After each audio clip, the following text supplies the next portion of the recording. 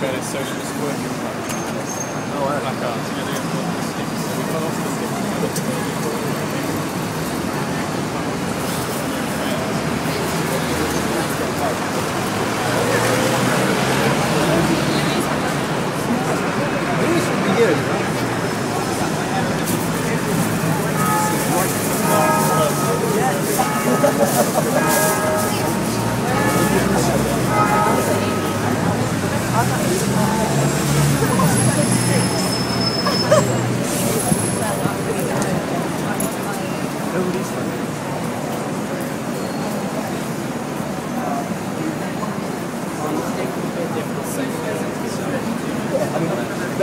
Especially when you want plenty of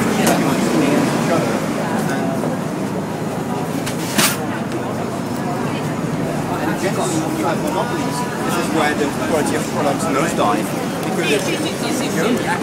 Sono d'accordo, però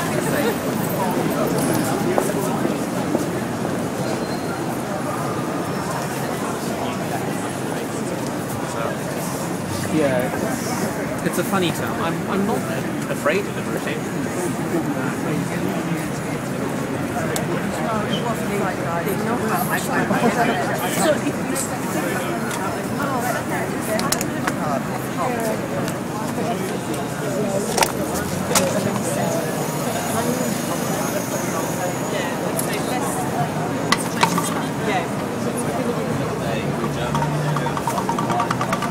Hello, how are you? Okay? 6 today, yeah? Huh? Day 6. Day 6? Yeah. Yeah. Cute like Casey. Yeah.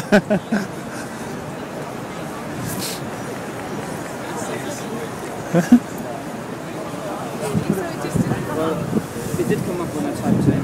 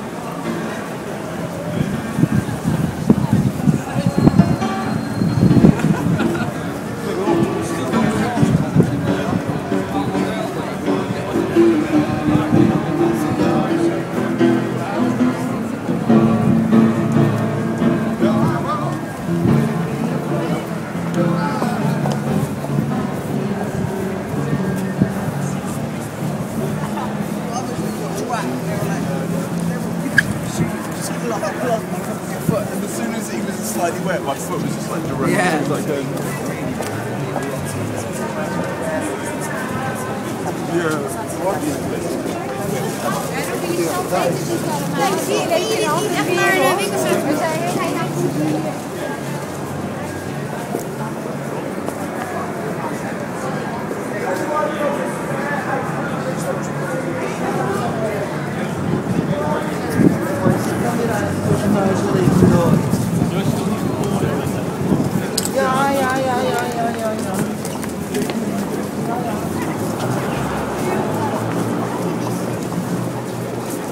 and the other.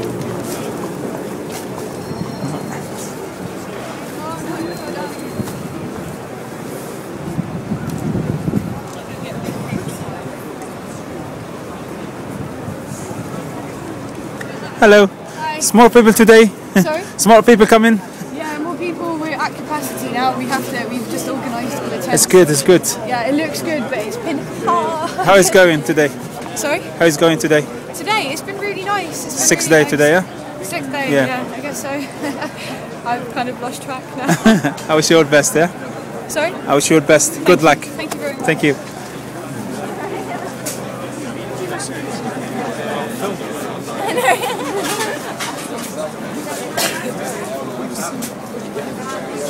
Challenge I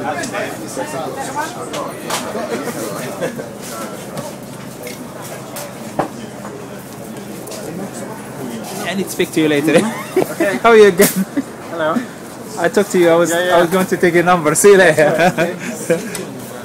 You know what I'm saying?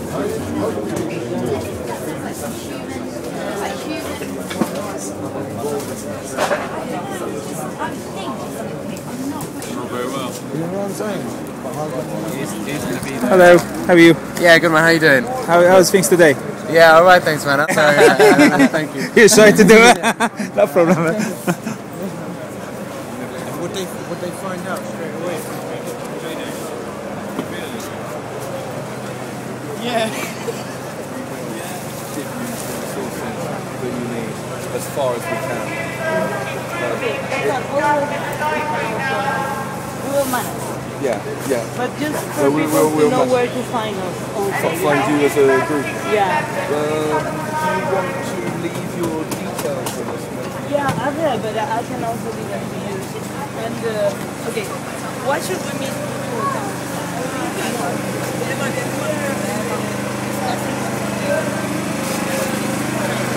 Hello, how are you? You okay? Good, good.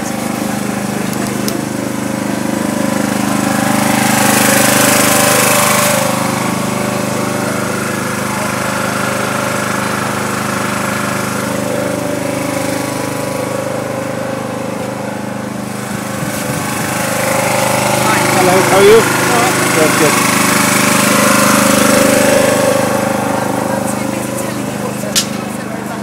I'm saying that we are organising, we are setting up a proper... More people coming today, yeah? We're 100% committed, we are setting up a commune, this is our home now, and we're going to live here and we're making it as comfortable and as efficient as possible to live here for the time being. Thank you. Thank you very much. Thank you. So yeah, we're going to try and give you all the resources you need. Obviously we can't...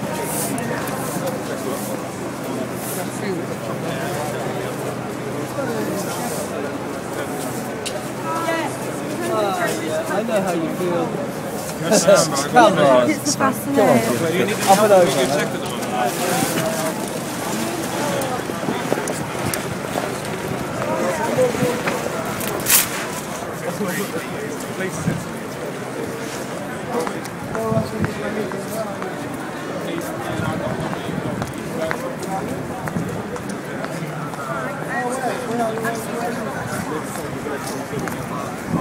Okay, I'll be there in 2 minutes. Do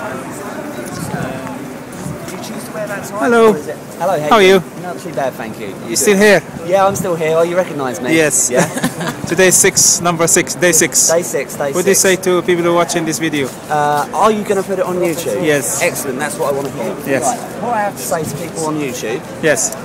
is that the mainstream media are not reporting what is happening down here, as far as I can see. There's been 1 or 2 bits which have been balanced and true, but A, it isn't receiving anything like enough coverage, and B, the coverage that it is receiving, a lot of it is just quite frankly lies. I read an article in the Daily Mail, and I really wouldn't have expected anything less of them, that said that this was a bunch of feckless layabouts that were just hanging around in tents for a few months and it shouldn't be allowed, and that the Reverend Dr. Giles Fraser, who's essentially in charge of St Paul's Cathedral, he should just kick us off. Now, this is private property. We are legally camped here. We are here with the church's permission and good grace. I personally have an enormous amount of gratitude towards them because they've been so kind to us. We wouldn't have managed to establish what we've got so far without their help. I also wish to illustrate that I am in no way an official spokesperson for the Occupy movement. I am in no way anything to do with its leadership or anything like that. Sometimes people ask me, oh, what, are you the leader or something like that? Absolutely not. The whole strength of Occupy is that it has no leaders. The second that you have a leader, what happens to leaders, especially ones that have got some good ideas that might actually change the world for the better, they get... Thank you. JFK. Thank you. Yes. So please don't look at the mainstream media for all your news because they're really not telling the whole story. Visit OccupyLSX.org, which is the official website of a movement which is currently based just on the steps of St Paul's Cathedral. That is the official website here. That's where our official announcements will be made. Anything else is just a rumour. I saw on BBC News 24 Red Button this morning that there was no name attached to this quote. It was an official, a spokesperson. Nobody will put their name to it. I'll put my name to what I'm saying. My name is James Albury. That's spelt A-L-B-U-R-Y. I'm happy to put my name to this. I know people that I've met since I've been here who I now trust implicitly because they've chosen themselves to be really, really good people time and time and time again. And I was involved in actually arranging a meeting with the Dr. Reverend Giles Fraser, and he has said he is happy for us to remain, provided that the protest remains peaceful, non-violent, and that we cooperate with a good, orderly running of what is essentially a church. So people might be wondering, oh, there's not that many tents there. There's a reason why the tents aren't all over the steps and everything. There's tents in a specific area because they have requested that we keep the front area clear in order that people can go and engage in their chosen spiritual practice.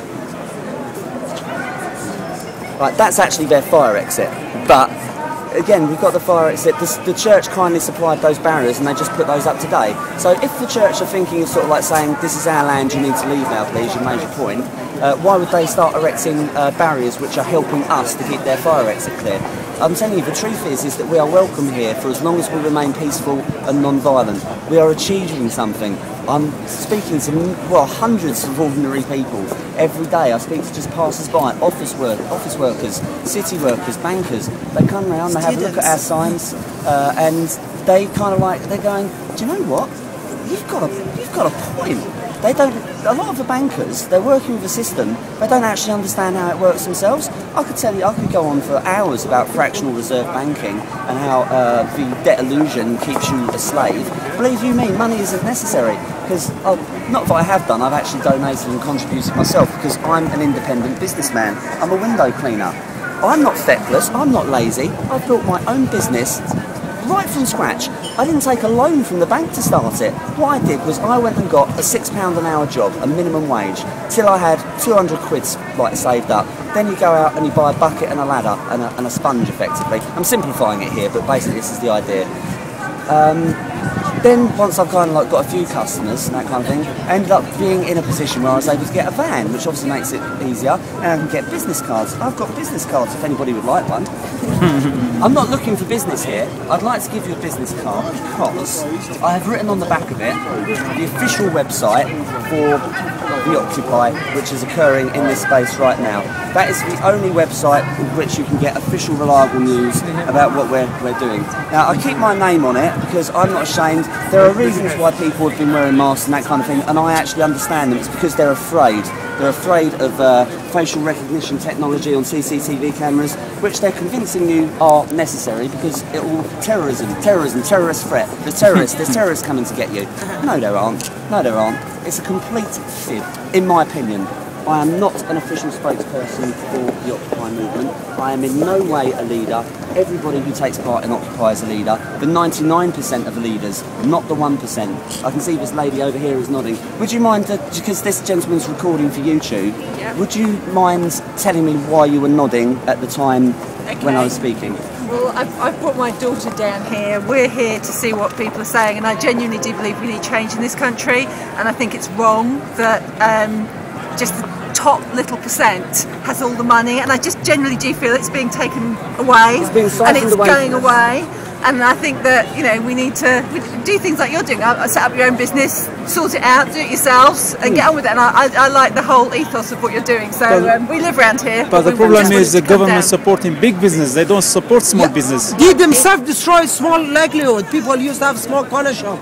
They bring Tesco's everywhere, so people don't have the right. Goes bankrupt. Do you think I can apply to the government for a bailout? No.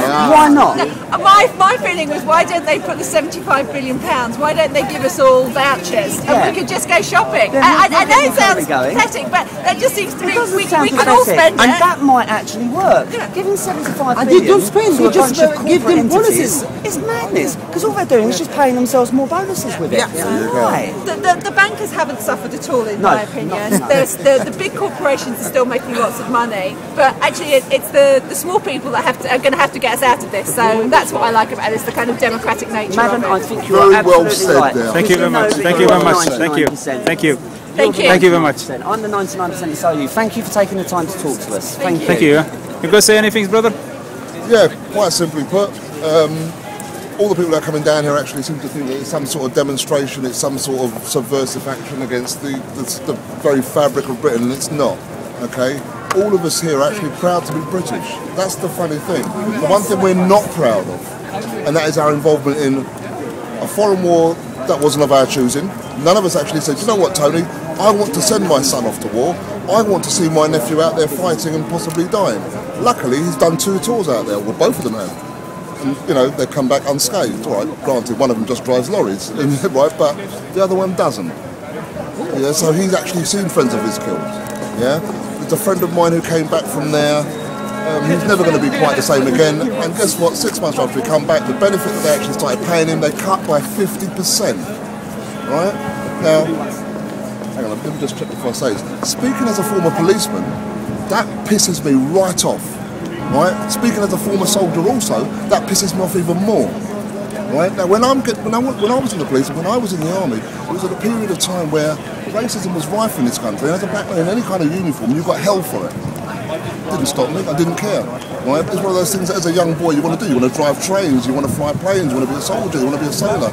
You know, Tinker Tailor Soldier Spy, all that sort of nonsense, yeah? Okay, fine. Racism drove me out of the police. Fear of dying drove me out of the army, to be honest with you. I'm not going to lie, I'm not a hero. I'm a frigging coward. I don't want to die. I want to live to be 155 years of age. I want to see my great-great-great-great-grandchildren, right? I want to see all of them. I want to see all my children flourish. I want to be here to get married to my 30th 19-year-old wife when I'm 140, hopefully. Right? Wishful thinking, maybe. But do you think I stand a chance of making it to 80, right? As a supposed diabetic, under the system we have right now. Remember Claire Rayner, when she died 18 months ago, her exact words were, for goodness sake, don't you dare dismantle my NHS, because if you do, I'm going to come back and haunt you. What did Cameron say? Well, if I get into power, I wouldn't dream of touching it. What's the French for lying bastard? Yeah? No, seriously. All right? This is the same man who's what?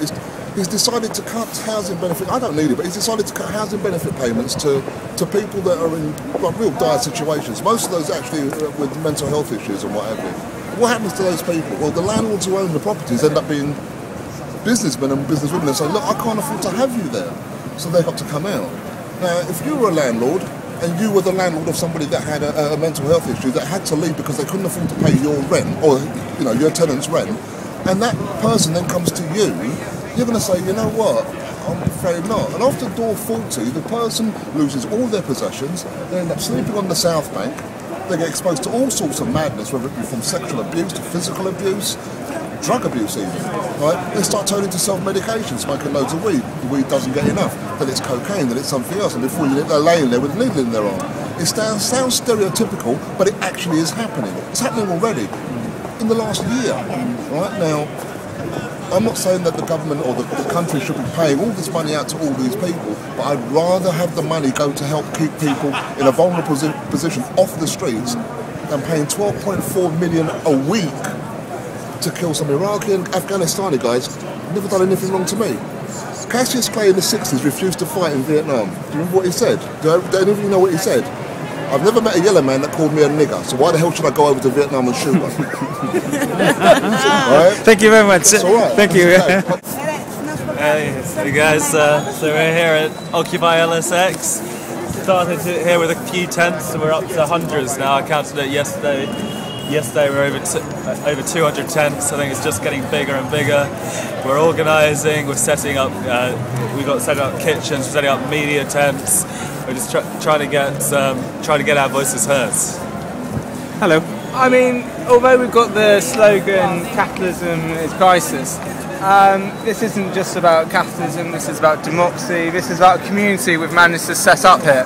And I mean, it goes to show this is how we'd like to see things run. You know, we've got a bit of a cooperative. We're sharing. We're getting donations. The public have been absolutely fantastic, bringing donations, cooking stuff in their kitchens, bringing it out. I mean, it's been really, really good, and we can't thank the public enough. So it's just been able to set up so well because we do have the public support. You know, we're getting donations in from everywhere that seems to be fully behind us. You know, so it's been good stuff. As you see, the media is not talking about this issue because they try to hide the issue. That's what we expect from the mainstream media, you know. And it's just it's you know, burdens on us to get our voices out. We can't trust the mainstream media. We've got to do it ourselves, you know. Good luck, guys. Yeah. Thank you very much. Thank you. Very much, man. Bye bye. Okay. Well, we're here because we want a completely change of priorities. All the money that is now going into the military, to the rich, to the banks, should go into people's hands to pay for all the caring work that is being done, mainly by women all over the world, raising children, taking care of people and the planet, growing food, all the work that is actually valuable to the world. So our slogan is invest in caring, not killing, and we are all over the world. Thank you very much. Thank you.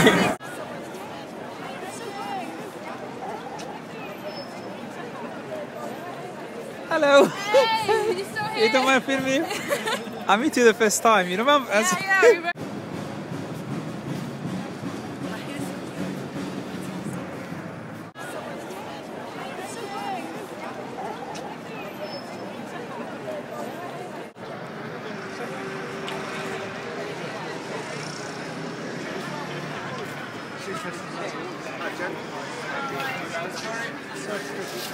Well,